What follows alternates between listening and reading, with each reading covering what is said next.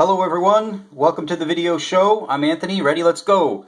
What I have here is the cordless inflator from Slime. It's got the lithium ion battery and some marketing material over here. It's rechargeable and it does a few things, so let's go ahead and get into this thing right now.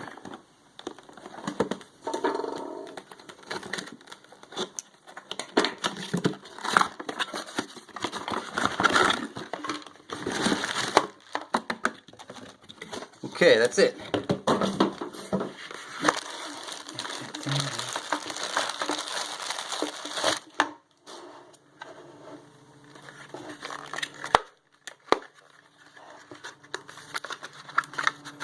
Okay, directions, we might need those. Okay, battery. And USB ribbon. It does not come with a charging block, so we'll have to figure that out in a minute. But let's sit down here and take a look at what we got. Okay.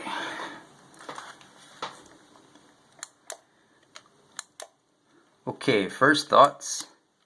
This trigger is made out of ABS plastic. Very, very fragile.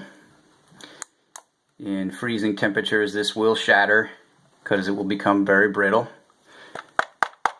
And it pulls very gently. I mean, this is not a professional grade power tool by any facts of the matter. So don't go all 1,000 pound rhinoceros on this one and hit the trigger real hard. Kinda just try to remember to go like a gentle butterfly landing on a sleeping kitten's back. Very easy. Okay, the rest of the casing, let's check the clamshell, shall we? And the seam looks pretty nice. Not a bad seam throughout. Battery terminals look real simple. There's a little mismatch on the seam there. And let's check the ABS plastic holder for this thing. I'm going to be really gentle right now because this is a fragile device. Very, very, very, very fragile. It doesn't have any glass fiber reinforcing in the plastic. It doesn't have any glass ball reinforcing in the plastic. And it doesn't have any nylon in the plastic at all. Yeah, this is all very much ABS plastic, so you're going to have to go real nice and easy with this thing. And comes with a locking mechanism here for your tire. And that's made of some sort of rubberized plastic, so that should be okay. Just be careful with that. Comes with an onboard attachment. Awesome. 2 pieces, just like the box said. Alright. So you can pump up basketballs, soccer balls, things like that. Let's put that back in its place. Okay, so now the battery. Battery is lithium ion.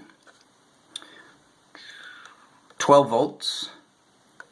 It wants us to read the instructions, and right here it says battery must be charged 4 hours with a 2.1 amp charger before use. And I had this out of the box earlier and I pushed this button, and I'm going to warn you, before you push this button to get the 4 battery power LEDs to light up, be careful with this because they'll blind you. Alright? They're also flashlight LEDs, so there's no resistor in there stopping the brightness from coming out. So everyone, cover your eyes, get ready to call your ophthalmologist. I'm going to close mine now and hit the button. Whew, look at that. That's ridiculous. I got myself a fully charged battery, and I guess this is what works as your flashlight in your car. It's also the battery LED power indicator, but you can't turn it off. Hit the button again, hold the button down, push it. You can't get these to turn off. So what I'm thinking is that the controller for this computer board is inside the device, and now I haven't tried this yet. I'm about to see if when I plug it into the device things will work out a little bit better for me, because I cannot get that to turn off. And as you can see here, there's a 5-volt 2.1 amp output for a USB cable, so you can charge your cell phone. And right there underneath my thumb is the input for charging, which I did last night. Alright, let's see if I can get this sticker off without causing too much goo. Oh man, could have used a nicer sticker, guys.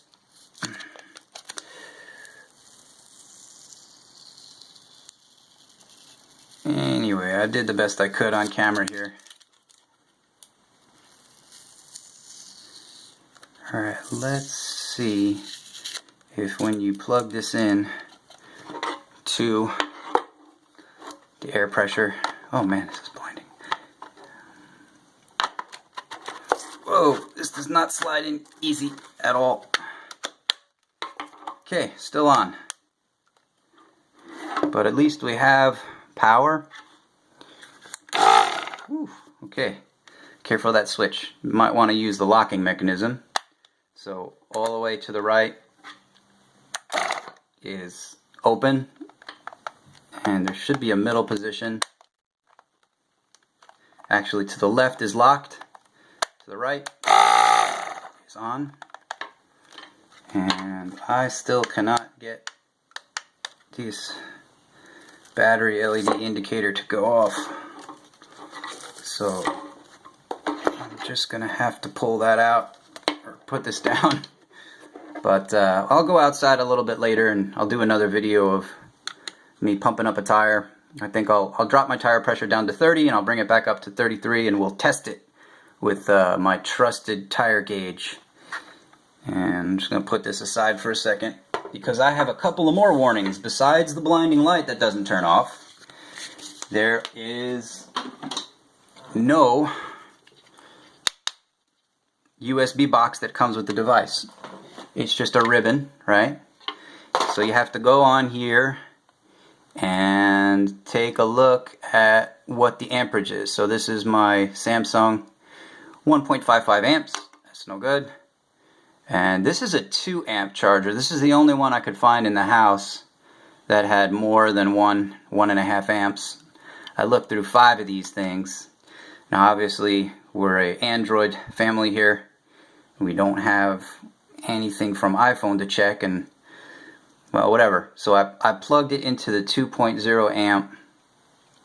I plugged the ribbon cable, or just any old cable, into the 2.0 amp, and I let it charge overnight, and it charged all the way up. Because although the red sticker says must be 2.1 amp, if you go in the instruction manual, you'll notice on what looks like page 5, there's a thing that says battery. So note, it takes 4 hours to fully charge your battery from a 2.1A USB outlet. Okay, so they say it again here in the instructions that you need a 2.1 amp USB outlet. The unit should be charged every 4 months to keep the battery at peak performance. USB adapter block not included. We already know that because we unboxed it. And then it goes on to say any phone, tablet, block charger will work. So that's why I use the 2.0 amp charger. After I was using this, after I realized I should be using a higher amperage charger block for the USB cable. So that is something you should be cognizant of, right? And so there's a couple other warnings on here and how to use the locking mechanism when you attach it to your car. We'll We'll cross that bridge when we get to it. There's the troubleshooting. This teaches you how to use the lock. I couldn't get it to work. I was able to get right and left, barely left to lock it, but there should be a middle position. Yep, okay, so I found the middle position. Cool. And it looks like our LEDs went out. Okay, so they timed out while they were inside the device. Fantastic. Lucky for us.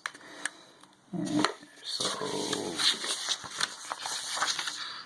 okay, there's a couple of cautions here I wanted to show you as far as this particular device is concerned.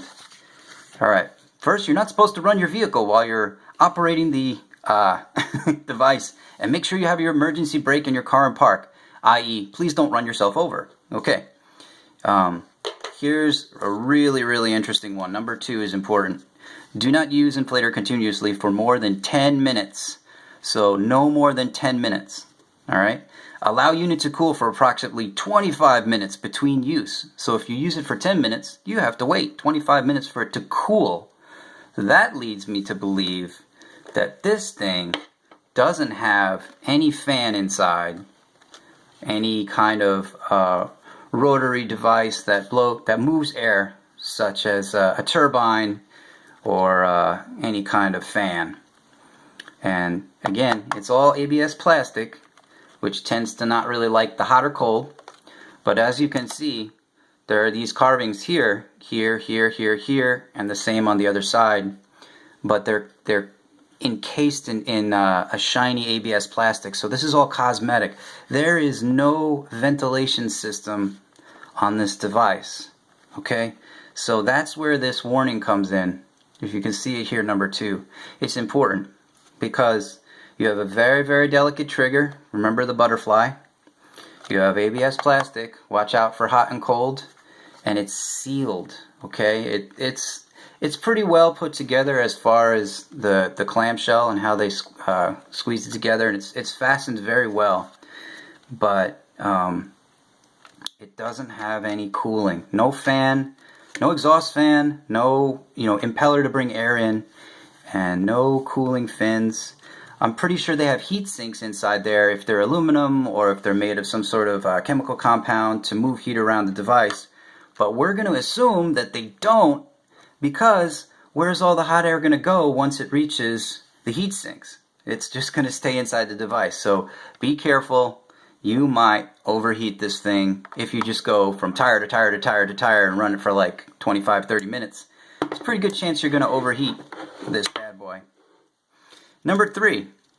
Number 3 here leads me to believe that the pressure gauge, this thing, is probably not accurate. And I bought this under the assumption that it wouldn't be 100% accurate, so that's why I have another pressure gauge. I'll show you that in another video. Number 3 basically says, always use a pressure gauge to check actual tire pressure. Do not overinflate. Obviously you don't want to overinflate and pop your tires, but you should use your pressure gauge to check the actual tire pressure. So the electronics inside this are probably not as accurate as you might think, just based on the instructions and warnings. So basically, you don't want to have this thing anywhere near children. Read all instruction thoroughly, which is what I'm doing here for you today. Also, failure to follow warning instructions can result in fire, injury to persons, or property damage. Fire, injury, or damage. Okay? So, we already know why they put number 4 in there is because there's no real mitigation for heat. And this is a pressure vessel, right? So inside here, you have a pump that's pressurizing air. And probably a one-way check valve in here so the air doesn't come back in. But it's going to be working that pump up and down and creating friction and heat and air pressure a lot. So please, if you would, take the time to read this. And don't forget, since we know this thing is prone to overheating, keep your receipt. That's something I would definitely do. And what else we got here? Okay, it goes up to 99 psi.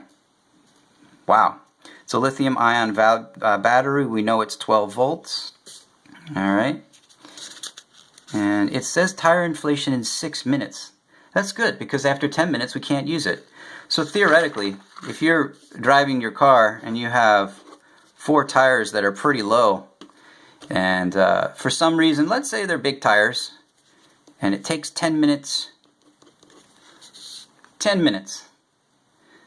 inflate this tire, you're going to have to wait 25 minutes in the cool down, right? So if you want to do this one again, that's 10 minutes and 25 minutes to cool. I think you know where I'm going with this. 10, 25. So the 10s equal 40, right? And the 25 minutes equal 100. So you're going to wait 140 minutes to pump up 4 tires with this device safely, so you don't have yourself a fire. So this is definitely a home gamer's tool. It's probably not for the shop or the professionals. I bought it knowing these things, so I'm not mad. This is page 1. Alright, this gives you trigger lock. Okay, so this is supposed to, this right here is supposed to give me the technology instructions. So basically how to use the computer inside this thing.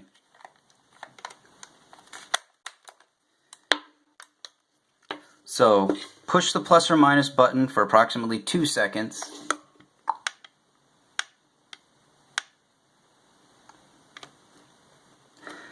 Yeah, plus or minus button. So I see an arrow here and another arrow. Okay. Push the arrow button for 2 seconds until display flashes. Set the required pressure. Alright, so how do I set the pressure?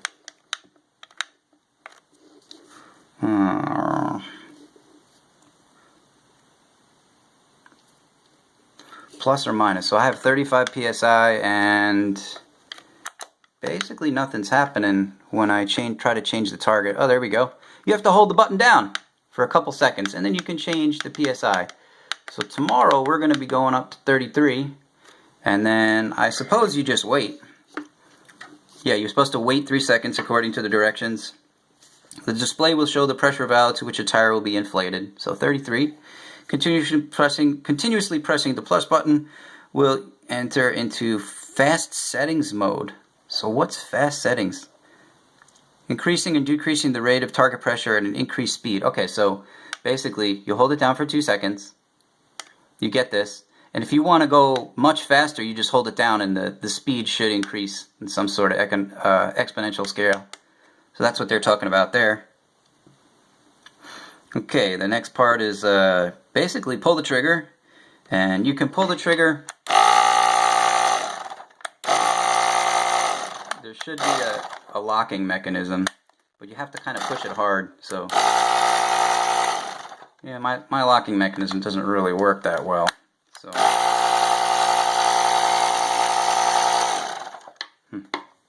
oh well, I guess my locking mechanism is not going to work. That's too bad. But yeah, this is definitely cheap plastic. It doesn't move very easy. You gotta push it really hard, so I'm gonna try again.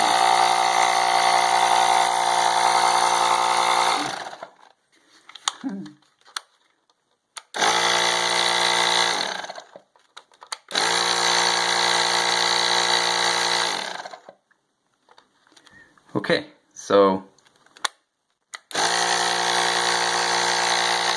I've got that figured out.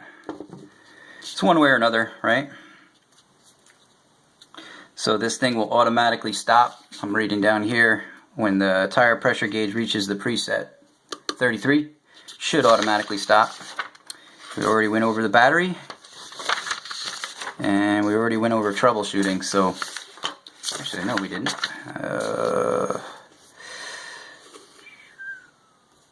So be careful if this thing doesn't start when you pull the trigger. That means your air pressure is higher than your target. And oh, here's a note. If the tire is totally deflated, it is possible that the tire could separate from the rim, allowing air to leak out when trying to inflate. In the event this situation occurs, you will have to jack up the tire prior to inflation. Okay. So far so good. That's it. Unboxed. You have your warnings. You understand everything. Be very careful. It's a very, very cheap device. Don't get blinded by the light. And you guys have yourself a great night.